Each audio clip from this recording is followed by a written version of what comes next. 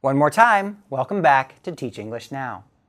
In our last video, we introduced you to Coach Tortoise, a reading coach that, well, takes his time. In the real world, Mr. Tortoise's techniques are aligned with techniques associated with intensive reading. In short, intensive reading suggests that learners must often engage in slow, deliberate reading of a small amount of a difficult text. Consider that many of our language learning principles correspond with the idea of introducing learners to difficult texts. For example, the concept of scaffolding, which we have previously introduced to you, suggests that a teacher's job, at least in part, is to break down difficult information so that students can acquire language more easily. Vygotsky's zone of proximal development also suggested that language is more easily acquired when a teacher serves as a guide, and that a teacher serves as a bridge to help learners access difficult information.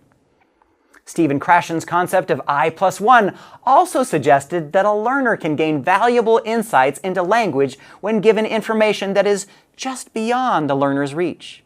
In other words, learners want things to be hard.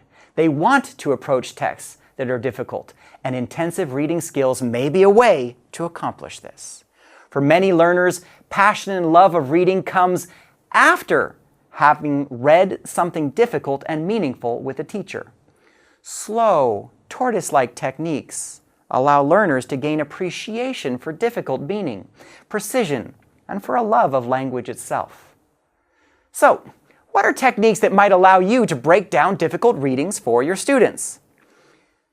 Discussions of parts of speech.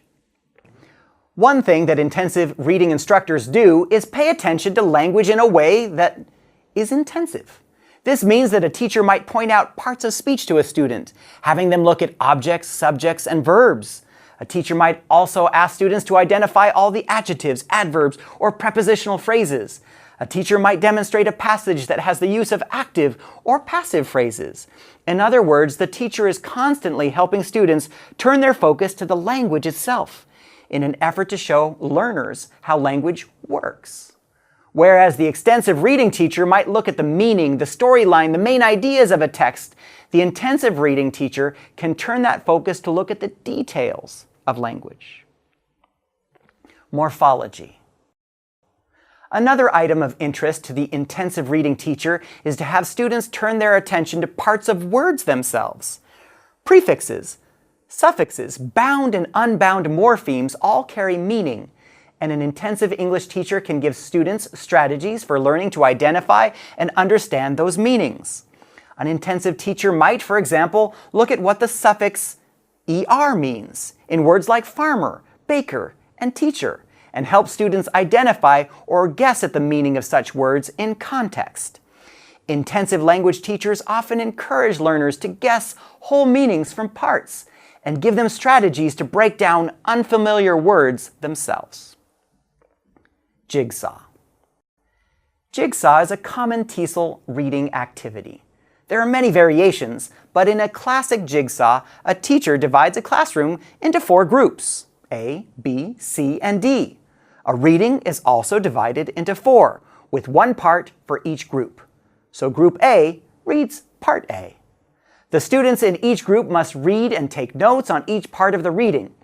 After each group has finished reading the assigned section, students form new groups, with 1 member from each original group represented, meaning a member of A, B, C, and D all sit down together.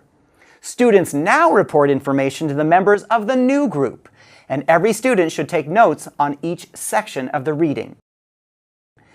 This gives students a chance to serve both as a reader, a speaker, and a listener, which naturally encourages interaction. Generally, teachers provide questions that the final group must answer and should monitor each group to provide guidance and answer questions. Close passage exercises.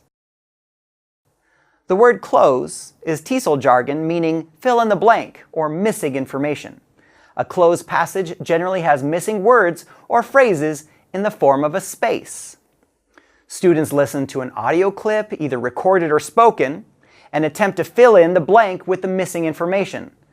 The closed passage is a popular TESOL activity because it gives students an opportunity to listen to a popular song, conversation, or topic that uses authentic language students can identify with. So who is right, Coach Hare or Coach Tortoise? Does proficiency create passion, like Coach Tortoise explained, or does passion lead to proficiency, like Coach Hare claims? To be honest, I have been taught by both teachers throughout my language career, and I'll admit I have gained a healthy respect for both kinds of instructors. As we discussed in our first course, Foundational Principles, we find it useful to think of language like a camera, with a zoom lens and a wide-angle lens. While we might be able to have a healthy debate about the amount of intensive and extensive reading to have in a classroom, I believe it is safe to assume that you, as a language teacher, will need to do both. Zoom in on details and break down language as an intensive language coach, or zoom out and allow students to gain fluency and understanding by giving them large amounts of texts to consume and enjoy. That's all for now. We'll see you in our summary video where we'll try to prepare you for the quiz and just allow you a chance to solidify some of your own thinking. See you then.